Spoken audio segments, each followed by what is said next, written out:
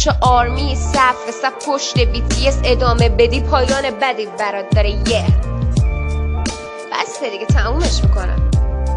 فقط ناموسن پاشیم برین 3-4 تا از کنسرت های ما رو ببینید، جمعیت رو ببینید، صدای ارتش آرمی رو بشنوید، ما رو به چالش دعوت کنید.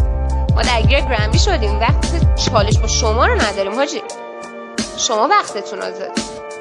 یالا گود بای.